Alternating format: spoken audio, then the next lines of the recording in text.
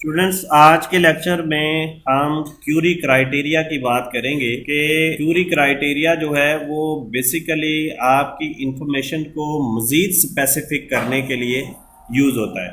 For example, हम यहाँ पे एक क्यूरी क्रिएट करते हैं डिज़ाइन व्यू के अंदर और इस टेबल को हम यहाँ पे ऐड करवाते हैं। हम ये चाह रहे हैं, एक तो हम फर्स्ट नेम क्यूरी में चाह रहे हैं, हम लास्ट नेम चाह रहे हैं और हम इसमें कंट्री चाह रहे हैं, कंट्री रीजन चाह रहे हैं।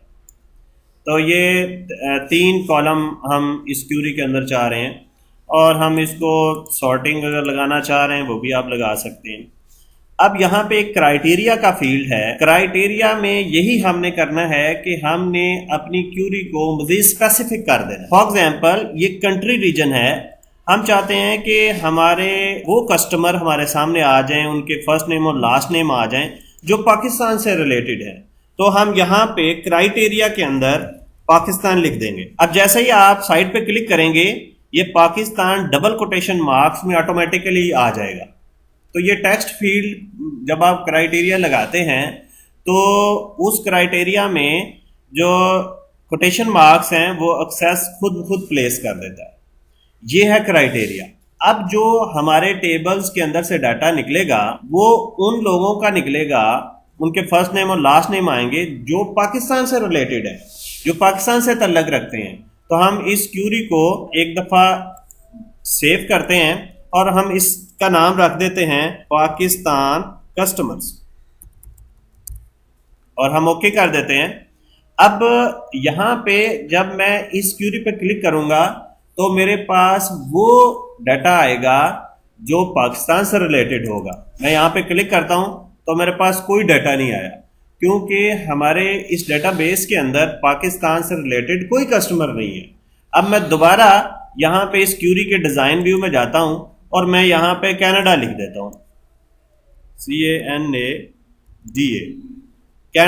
कनाडा मैंने लिख दिया। मैं दोबारा इसको सेव करता हूँ और इसको दोबारा क्लिक करता हूँ तो ये वो कस्टमर आ गए जो कंट्री रीजन जिनका कनाडा था।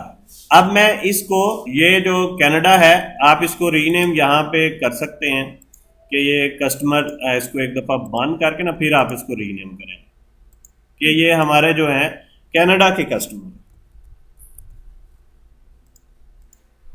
अब इसी तरह हम एक और क्यूरी लगाते हैं, या इसी क्यूरी को आप सेव एज भी कर सकते हैं कि आप इसको कॉपी करें यहाँ पे और यहाँ पे इसको पेस्ट कर दें और यहाँ पे आप इसका नाम रख दें कस्टमर्स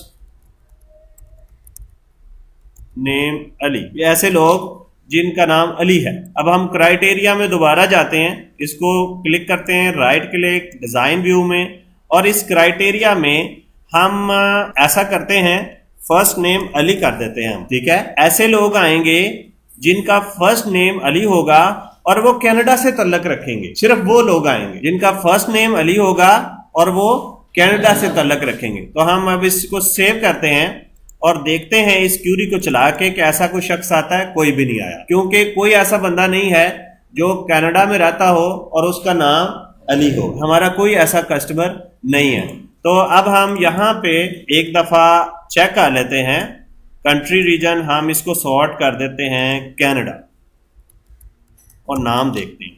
देखिए, अब कनाडा के अंदर हमारा ये लास्ट नेम लाल है तो, या ल्यूक है, ल्यूक। तो हम इसको अब क्लोज करते हैं, LUKE, और हम कनाडा कस्टमर को दोबारा यहाँ पे देखते हैं और हम अब अली की बजाय LUKE डाल देते हैं। ल्यूक नेम है कि फर्स्ट नेम ल्यूक हो और वो कनाडा से तल्लक रखता हो। ऐसा हमें कस्टमर दें जो कनाडा से हो और उनका नाम ल्यूक हो। तो अब हम इसको क्लोज करते हैं, सेव। अब जब आप इस क्यूरी को चलाएंगे तो ऐसे लोग हमारे पास आएंगे जो कनाडा से तल्लक रखते हैं और उनका नाम ल्यूक हो।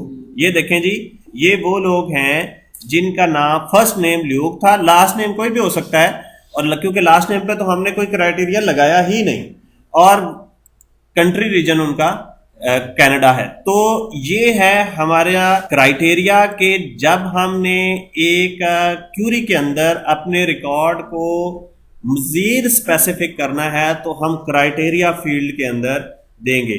और जो ये टेक्स्ट क्राइटेरिया है, अब इसके अंदर आगे और का एक क्राइटेरिया भी है, ये इंशाल्लाह हम नेक्स्ट लेक्चर में डिस्कस करेंगे।